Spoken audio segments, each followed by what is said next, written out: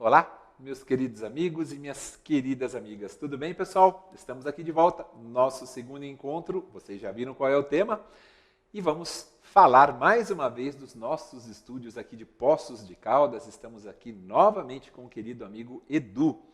Vocês viram que o tema de hoje é jurisdição. Vamos falar de um dos institutos da nossa conhecidíssima teoria geral do processo. Mas antes, como prometido, um resuminho rápido a respeito do que nós vimos no encontro anterior, ou seja, quando nós tratamos de normas fundamentais do processo civil. Pessoal, eu penso que tenha ficado claro, né, e humildemente espero que tenha ficado claro para vocês, que a tentativa do legislador, ao longo dos 12 primeiros artigos do CPC, foi a de reforçar a necessidade de obediência à chamada base principiológica. E base principiológica que envolve princípios internos do processo civil, como o impulso oficial, e princípios que estão esculpidos na Constituição e que foram repetidos, né, como, por exemplo, o princípio da inafastabilidade do controle jurisdicional, que está no artigo 3º e na Constituição está no artigo 5º, inciso 35. A ideia do legislador é a de dizer, olha, as normas, como gênero, elas estruturam o modelo do processo civil brasileiro e elas servem de norte para a compreensão de todas as demais normas jurídicas processuais civis. Foi por isso que nós fizemos uma distinção entre as espécies de normas, princípios e regras, quando nós falamos que os princípios teriam uma aplicação ilimitada e as regras teriam aplicação limitada. Tanto que eu falei que o artigo 12, que trata da ordem cronológica de conclusão e julgamento, é uma regra, porque ela é específica. Ela só tem previsão no próprio Código de Processo Civil, não tem previsão em mais nenhum outro ordenamento. Aquela regra da ordem cronológica de conclusão e julgamento se aplica ao processo civil. Nós começamos falando do artigo 1º, que evidencia o modelo constitucional do direito processual civil. No artigo 2º, nós reforçamos também, e vocês vão perceber que eu vou usar o verbo reforçar algumas vezes, reforçamos o entendimento de que o processo só começa por iniciativa da parte, mas vai se desenvolver depois por impulso oficial, salvo as exceções previstas em lei. Ou seja, temos ali o princípio dispositivo da inércia, da ação, da demanda, justamente quando se diz que o processo começa por iniciativa da parte, e em contraponto a gente tem o princípio inquisitivo, que são aqueles atos em que o juiz pode praticar de ofício, independentemente de provocação. O sistema, na verdade, nosso, ele pode ser chamado de sistema híbrido, né, amigos? De sistema misto, com uma prevalência de atos dispositivos, né, de provocação do poder judiciário. Falamos também das razões para a manutenção do princípio da inércia, falamos de duas exceções, se eu não estiver enganado, relacionadas ao princípio do impulso oficial, e depois já fomos para o artigo 3º. No 3º, nós falamos da repetição, ou seja, a necessidade de se reforçar também o princípio da inafastabilidade do controle jurisdicional. O caput do artigo 3º é uma repetição praticamente do artigo 5º, inciso 35 do texto maior. Esse mesmo artigo 3º diz, se não quiserem buscar o judiciário, a arbitragem está aí, não é mesmo? A arbitragem é permitida na forma da lei. Aliás, quando falamos do caput e do parágrafo 1º, do artigo 3º, eu disse a vocês, não se preocupem, porque sobre aquela questão relacionada à concessão e revisão do benefício previdenciário, a gente vai falar no encontro de hoje, e a arbitragem também. E depois, os parágrafos 2º e 3º do artigo 3º, também dizendo que a conciliação, a mediação e outros métodos de solução consensual de conflitos, todos eles devem ser estimulados pelos sujeitos processuais, né? Pelos juízes, pelos advogados, defensores públicos, membros do Ministério Público, inclusive no curso do processo judicial, porque esses métodos de solução consensual de conflitos são muito incentivados, né? Não só pelo legislador, como pelo CNJ, por todo mundo. Tanto é que o nosso CPC tem 11 artigos destinados ao conciliador e ao mediador, artigos 165 a 175, e a previsão que nós temos também no procedimento comum, o primeiro ato procedimental após ter sido recebida a inicial pode ser a designação de uma audiência de conciliação ou mediação. Me recordo também de ter falado com uns amigos no artigo 4º da duração razoável do processo, primazia do julgamento de mérito, fiz referência a alguns outros dispositivos, o 317, o 932, parágrafo único, o 1007, que trata do recolhimento do preparo quando da interposição recursal. No artigo 5º a gente falou, e os amigos precisam estar atentos, sem sombra de dúvidas, nós falamos da boa-fé processual objetiva, e eu disse a vocês, olha, vamos fazer um link com os artigos 77, 80 e 81, porque a consagração do princípio da boa-fé objetiva, né, boa-fé processual objetiva, é justamente para preservar atos que sejam praticados de forma leal. Ou seja, até citei, salvo engano, um posicionamento do STJ, no sentido de que esse arquétipo social que precisa ser observado, ele acaba impondo o poder-dever de que cada pessoa ajuste a sua própria conduta a este modelo de boa-fé processual. E caso seja reconhecida a litigância de má-fé, nós temos as sanções previstas no artigo 81. Falei até, se eu não estiver enganado, dos atos executivos, né? Que ali é um campo muito propício para a prática de atos fraudulentos. Lembrei até dos atos atentatórios à dignidade da justiça, previstos no artigo 774. Artigo 6º, tratamos do princípio da cooperação, extremamente importante, e eu citei 4 deveres do magistrado, né, que acaba sendo, digamos assim, incluído, né, no rol dos sujeitos que vão proceder ali a um diálogo processual. Falei do dever de esclarecimento, dever de consultar, dever de prevenir e dever de auxiliar, uma das mudanças mais significativas do nosso CPC. No artigo 7º, a gente falou do princípio da isonomia processual, também tenho certeza, reforçando aquilo que o artigo 5º da Constituição já estabelece. O artigo 8º, que é um aprimoramento, lembram, amigos, da LINDB, dos artigos 4º e 5º da LINDB, com um conceito jurídico extremamente indeterminado ali, que é a dignidade da pessoa humana, mas basicamente dizendo que quando o juiz tem que aplicar o ordenamento, ele deve observar, atender aos fins sociais, às exigências do bem comum, buscando sempre razoabilidade, proporcionalidade, legalidade, publicidade e eficiência, invocando o artigo 37 do texto maior. 9º e 10º, eu trabalhei com vocês o contraditório substancial, vedação à decisão surpresa. Artigo 11, reforçando o princípio da publicidade e também da fundamentação das decisões judiciais. E eu me recordo, por conta do parágrafo único do artigo 11, que nós fizemos uma referência ao 189 do nosso CPC. Depois chegamos no 12, e o 12 é uma regra, não é mesmo? Como eu falei para vocês, a chamada ordem cronológica de conclusão e julgamento, com a palavrinha preferencialmente inserida ali durante o período de vacácio. Finalizamos as normas fundamentais e ingressamos na temática relacionada à aplicação das normas processuais. E quando falamos da aplicação das normas processuais, foram 3 artiguinhos simples, né? Redação muito simples, também muito tranquila. O artigo 13, dizendo que a jurisdição ela é regida pelas normas processuais brasileiras, ressalvadas disposições específicas que constem de tratados, de convenções ou mesmo de acordos internacionais de que o Brasil seja parte. E eu falei que todos eles eram elevados, né, ao status de lei ordinária, exceto aquela previsão do artigo 5º, parágrafo 3º da Constituição Federal, que acaba conferindo um status de emenda constitucional e não de lei ordinária aos tratados e convenções internacionais sobre direitos humanos que forem aprovados em cada casa do Congresso Nacional em 2 turnos por 3/5 dos votos dos respectivos membros. O artigo 14, a gente fez uma referência, se eu não me engano, ao 1046, dizendo que o nosso sistema adotou o isolamento dos atos processuais, não é? Ou seja, esse sistema compreende que cada ato, de forma autônoma, né? Isso faz parte da teoria do isolamento dos atos processuais, de modo que a nova lei ela tem aplicação imediata, sempre respeitando os atos que tenham sido realizados, né, por conta de direito adquirido, de ato jurídico perfeito, de coisa julgada, e também os efeitos por eles produzidos sob o regime da legislação anterior. Isso é extremamente importante, o nosso sistema adotou a teoria do isolamento dos atos processuais. Finalizei, foi uma breve, não tão breve revisão, né, amigos?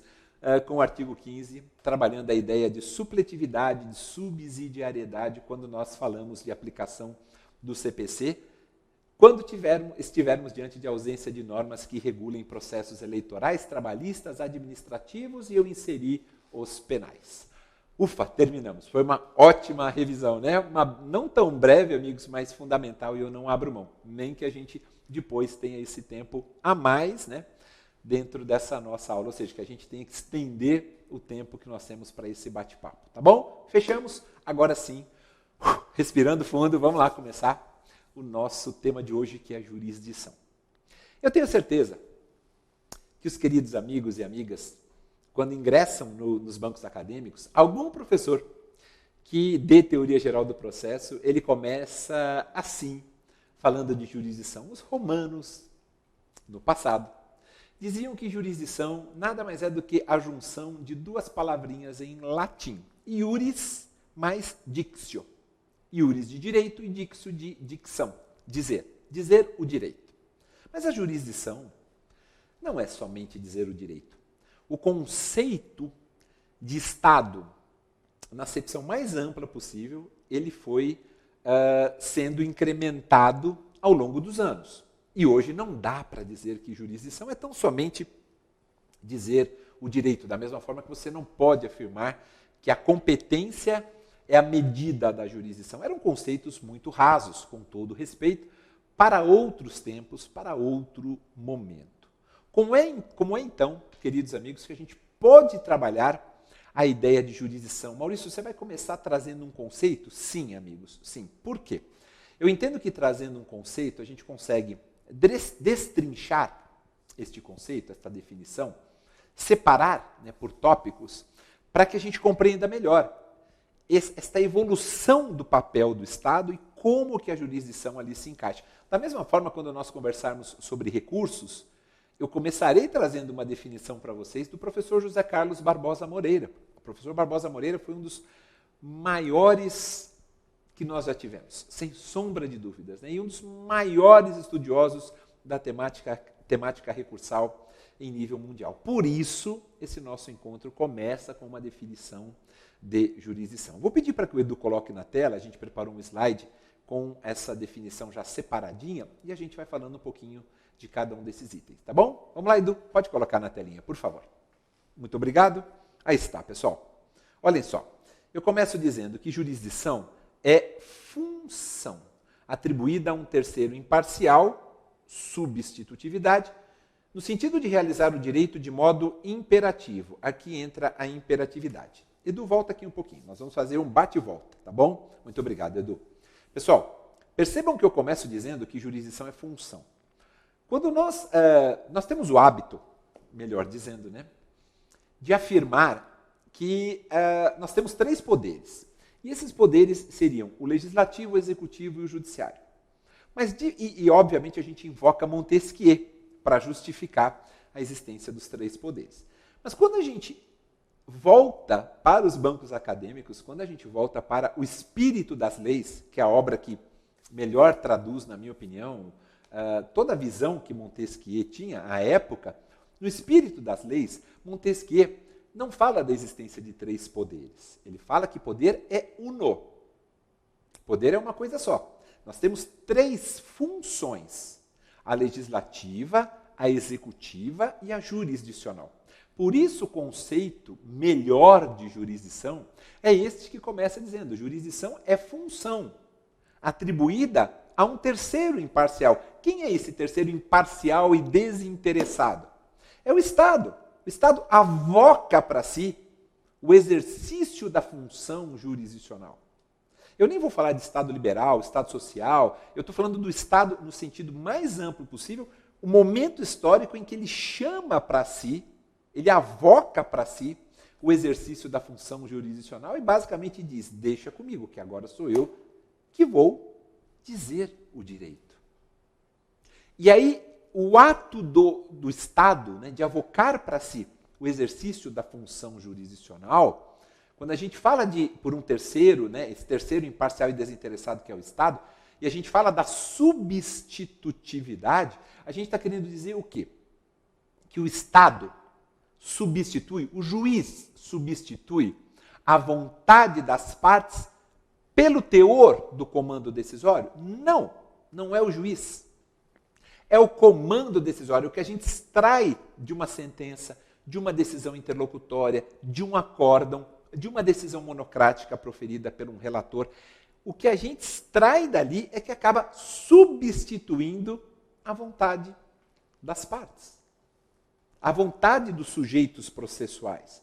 Essa é a ideia de substitutividade quando do exercício da função jurisdicional. Já que o Estado chama para si e as partes invocaram a atuação do judiciário, a partir do instante que ele der uma resposta, essa resposta substituirá o conteúdo dela, não a vontade do juiz.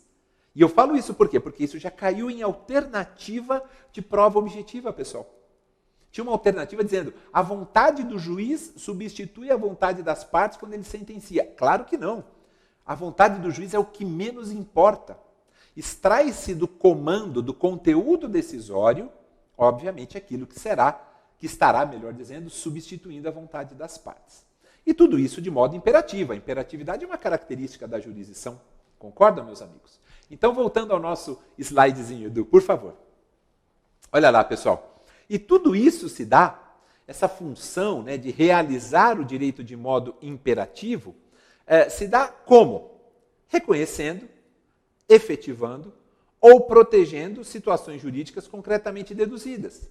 O que é que esses dois itens do conceito da definição, o que é que eles nos trazem de interessante? O fato de que quando você vai ao judiciário, quando você busca o judiciário para que o judiciário te dê uma resposta, isso pode ser materializado através de um processo de conhecimento, por isso o verbo reconhecer, através de atos executivos, por isso o verbo efetivar, ou mesmo através de situações de urgência, por isso o verbo proteger. Situações jurídicas, né? Através de situações de urgência, uma tutela provisória de urgência de natureza antecipada, de natureza cautelar, antecedente, incidental, uma tutela de evidência, são tutelas provisórias. O objetivo é proteger determinadas situações jurídicas concretamente deduzidas. E o fato de nós termos no conceito a expressão concretamente deduzidas, nos conduz a um raciocínio, queridos amigos, que esta concretude, né, do que fora deduzido não é só quando nós estivermos diante de uma lesão. Porque a ideia de lesão é algum direito, é justamente para dizer, olha, está aqui concretamente deduzida a lesão, por isso eu estou vindo aqui ao judiciário buscar, vamos supor, né, um reconhecimento do meu direito, a reparação de um prejuízo que eu tive, ou por aí vai. Não só a lesão, como também a ameaça a algum direito. Por isso, invocar mais uma vez o princípio da inafastabilidade do controle jurisdicional. Nenhuma lesão ou ameaça será excluída da apreciação pelo Poder Judiciário. E para finalizar o conceito, Edu, voltando lá, por gentileza, amigo, muito obrigado. Olhem só, pessoal, vamos só recapitular. Então, é uma função atribuída a um terceiro imparcial e desinteressado, e aí vem a característica da substitutividade, de realizar o direito de modo imperativo, imperatividade, reconhecendo, efetivando, protegendo situações jurídicas concretamente deduzidas, em decisão insuscetível de controle externo. O judiciário controla a si próprio, ele não é controlado por ninguém, não há controle externo. E a decisão também com aptidão para tornar-se indiscutível. Aí entra uma outra característica da jurisdição, que é a definitividade. Porque com a decisão do Poder Judiciário, nós vamos ter aquilo que nós mais almejamos, que é a chamada coisa julgada material. Não só formal, né? O que nós queremos é coisa julgada material. A coisa julgada formal é aquela que implica na não possibilidade, né, de modificação mais do conteúdo decisório dentro do processo. Quando a gente fala de coisa julgada material, aquilo se expande para fora do processo também. Então, a gente não tem mais como modificar aquele conteúdo decisório. Este é o conceito de jurisdição mais moderno. Esta é a definição de jurisdição de uma forma mais moderna, podemos assim afirmar, mais contemporânea, não é? E mais de acordo, né, com o que nós estamos vivendo, com o momento que nós estamos vivendo. E isso eu poderia dizer não só século XXI, mas finalzinho já do século passado. A gente já poderia dizer que quando nós falamos de jurisdição, é importante que a gente abra o horizonte, justamente no sentido de não compreender jurisdição como o ato de dizer o direito. Aliás, é muito pouco, né, para um instituto tão importante como é a jurisdição. Repito, um dos mais significativos no que diz respeito à teoria geral do processo. Claro, né, além de ação, além de processo, mas isso a gente vai ver num outro encontro. Amigos, através do exercício, falando dos 3 elementos da TGP, através do exercício do direito constitucional subjetivo de ação, eu provoco o exercício da função jurisdicional e tudo isso eu faço através do processo. Com isso eu consigo conjugar esses 3 elementos da TGP, né? Através da ação, do exercício do direito constitucional de ação, eu provoco o exercício da função jurisdicional, eu busco o judiciário e faço isso através do instrumento que o Estado coloca à disposição de todo e qualquer cidadão para a solução dos seus conflitos de interesses, que é o processo. Tá? Por que isso daqui é tão importante? Porque a gente vê esse entrelace que existe em relação aos elementos da teoria geral do processo. Mas hoje o que nos importa é jurisdição. E é claro, meus amigos, que quando a gente fala de jurisdição, se a gente olhar para o edital de qualquer concurso de carreira jurídica, nós vamos ver um subitem de jurisdição denominado equivalentes jurisdicionais. E onde que entra o estudo dos equivalentes jurisdicionais? Aqui, agora, logo após o conceito, a definição de jurisdição. Porque os equivalentes jurisdicionais, que é o tema que a gente começa a tratar então a partir de agora, é claro que esses equivalentes, a ideia em torno dos equivalentes, essa ideia vai afetar a questão da arbitragem, né, sobre a qual a gente já fez mais ou menos ali um spoilerzinho no encontro passado. Equivalentes jurisdicionais são, a bem da verdade, formas não jurisdicionais, por isso a gente chama de equivalentes, formas não jurisdicionais de solução de conflitos. São soluções alternativas. Elas funcionam como técnica de tutela dos direitos, resolvendo conflitos ou certificando situações jurídicas.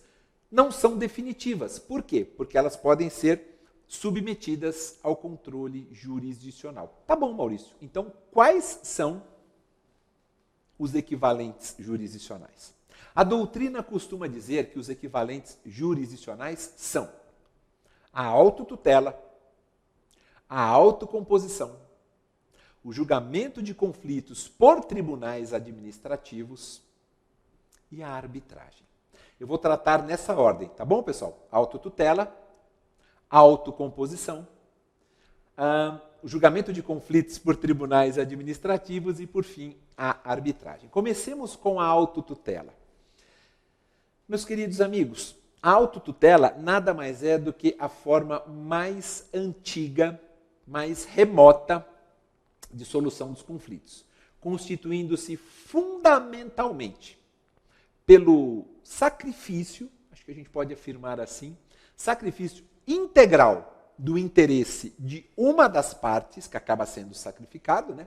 Esse interesse integral de uma das partes envolvida no conflito, em razão do exercício da força, da imposição da vontade propriamente da parte vencedora. A autotutela é isso, é o sacrifício, fundamentalmente, né, o sacrifício integral do interesse de uma das partes envolvida no conflito em razão do exercício da força pela parte vencedora. E aí muitos podem falar assim, Maurício, mas autotutela, século XXI? Pois é, amigos, nós temos resquícios de autotutela no nosso ordenamento. E não só nós. A Itália tem, Portugal tem, a Espanha tem, a França tem, para eu ficar só nesses 4 países. Alguns países acabam reconhecendo nos seus respectivos ordenamentos que não são onipresentes, onipotentes e oniscientes. O Estado não consegue estar presente, ter ciência de tudo o que acaba acontecendo. É uma solução como regra, vedada. Mas como regra tem as suas exceções, né? Vedada nos ordenamentos jurídicos civilizados. Pode ser amplamente revista pelo Poder Judiciário, mas temos algumas situações, sim, que caracterizam a autotutela. Maurício, acho que fica claro, né, pelo que você está falando, já que estamos falando de equivalentes jurisdicionais, que uma solução de conflitos mediante exercício da força não é a ideal, né? Não é a forma ideal, principalmente quando a gente quer prestigiar um Estado democrático de direito. Mas por conta do que você falou, talvez dessa, entre aspas, e popperianamente falando, essa falibilidade do próprio Estado, talvez justifique a sua presença em alguns dispositivos. Eu falo popperianamente falando, invocando Karl Popper, né, que é um filósofo. Quem quiser depois se aprofundar, ele tem uma obra muito interessante chamada Sociedade Aberta e Seus Inimigos. Mas então me fala, Maurício, quais são esses dispositivos legais aí que dariam um respaldo à autotutela? A gente tem a legítima defesa, lá no Código Civil, no artigo 188, inciso 1º. Nós temos o desforço imediato, esse é o mais conhecido de todos, no 1210, parágrafo 1º, também do Código Civil, aquele cidadão que vê a posse, né, da área em que da qual ele é o possuidor, ela sendo ali esbulhada, né, vamos imaginar, ao invés de ingressar com uma ação de reintegração de posse, pedir uma liminar, ele pode fazer a defesa daquela posse, né, ali de maneira imediata, desde que ele o faça, né, com razoabilidade, ali também com proporcionalidade, pode defender, não tem problema algum, ao invés de invocar, né, através do judiciário, uma proteção do Estado. Autoriza-se que ele faça esta defesa, o chamado desforço imediato. Exemplos também, além disso, né, além do direito da legítima defesa, né, que eu tinha falado, a gente tem o direito de greve, a gente tem o direito de retenção, que é extremamente importante, o estado de necessidade. Guerra é uma situação que caracteriza a autotutela. Volto a afirmar, a explicação para que a gente tenha alguns dispositivos, a gente tenha brecha legal para que a autotutela tenha uma certa relevância, é o fato de que o Estado não é onipresente, onipotente, onisciente. Então nós precisamos de alguma alternativa para aquela pessoa, por exemplo, no desforço imediato, que vê a sua posse sendo ali violada, né, que vê a sua posse sendo esbulhada. Perfeito? Maravilha. Autocomposição, segundo equivalente jurisdicional. Aliás, as perguntas que eu me recordo de prova objetiva envolvendo autotutela, via de regra, exigem conhecimento de algum dispositivo legal que reconheça a autotutela. Eu falei de alguns aqui para todos vocês, de algumas situações, né? E eu disse até alguns dispositivos legais, como a legítima defesa e também o desforço imediato. Autocomposição, segundo equivalente jurisdicional.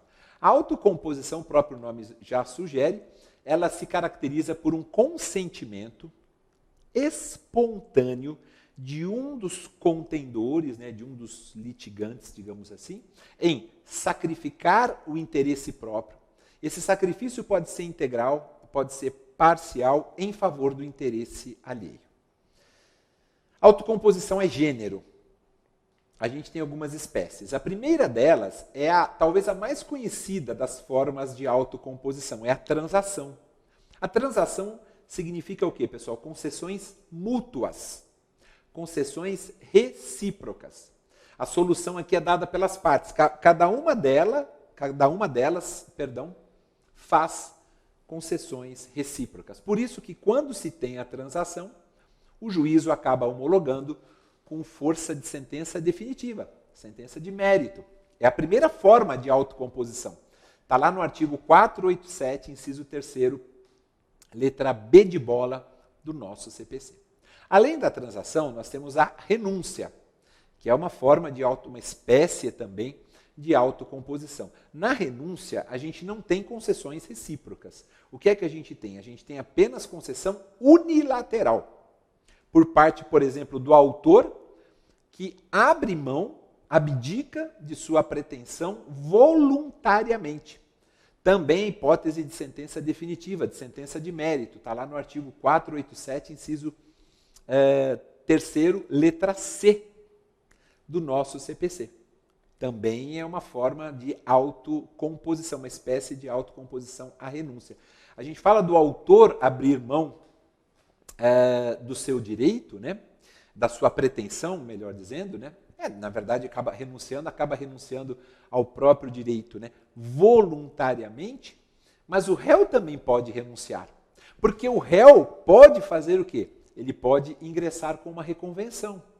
Por ocasião do prazo que tem para apresentação da sua defesa, ele pode contestar, mas pode reconvir. E a reconvenção tem natureza de ação. Ali há um pedido formulado. Se ele renuncia, ele está abrindo mão do pedido. Então, se o autor pode renunciar abrindo mão do seu pedido inaugural, o réu também pode ser autor de renúncia, né? Que renúncia a gente vincula, e eu mesmo comecei falando, ao autor, mas o réu também pode renunciar. Tá? O ato é unilateral. E a terceira espécie de autocomposição, que eu diria para vocês, é justamente a submissão. O que é a submissão? É o reconhecimento da procedência do pedido. A gente não tem também concessões recíprocas, é unilateral. O réu pode reconhecer a razão do autor, ou seja, reconhecer a procedência do pedido formulado pelo autor, como o autor também pode reconhecer a procedência do pedido formulado pelo réu na reconvenção. Isso é perfeitamente possível, tá certo? Isso está no artigo também no 487, que trata das sentenças definitivas, sentença de mérito, 487, inciso 3º, letra A. E temos uma terceira, finalizando aí a autocomposição, né? Temos uma terceira forma de equivalente jurisdicional, que é o julgamento de conflitos por tribunais administrativos. É uma solução estatal não jurisdicional de conflitos. Por isso que são chamados de equivalentes jurisdicionais. Tribunal marítimo é um tribunal administrativo que julga conflitos. Por isso, equivalente jurisdicional. Os tribunais de contas também são assim considerados. As agências reguladoras, como a Anvisa, a ANEEL, a Anatel, né? Elas também são tribunais administrativos e essas agências também julgam conflitos. O CAD, Conselho Administrativo de Defesa Econômica, tá certo? Vale lembrar, pessoal, que a decisão de conflito por tribunais administrativos é exemplo, claro, de equivalente jurisdicional, apenas reforçando, pois, embora se trate de solução por heterocomposição, dada por um sujeito imparcial diante de uma situação concreta, faltam a estes tribunais, a estas agências, né, aos órgãos, vamos chamar assim, os atributos da aptidão para a coisa julgada material e também o da insuscetibilidade de controle externo, que são características da jurisdição, que nós acabamos de ver. E a arbitragem, Maurício? Você falou dos 3 equivalentes jurisdicionais. Falta arbitragem. Pois é, falta não. Falta só agora. Daqui a pouquinho, no próximo bloco, porque o nosso tempo já acabou e o Edu falou aqui para nós, eu vou tratar então da arbitragem, trazendo algumas informações, algumas características dela extremamente importantes. A arbitragem tem caído muito nas provas objetivas e a gente vai dirimir de uma vez por todas as dúvidas sobre ser equivalente jurisdicional ou se a arbitragem é jurisdição propriamente. Eu já adiantei um pouquinho, né, pessoal, dizendo que nós estamos tratando da arbitragem no capítulo destinado aos equivalentes jurisdicionais. Daqui a pouco a gente volta, a gente aprofunda, tá bom, meus queridos amigos? Até já já.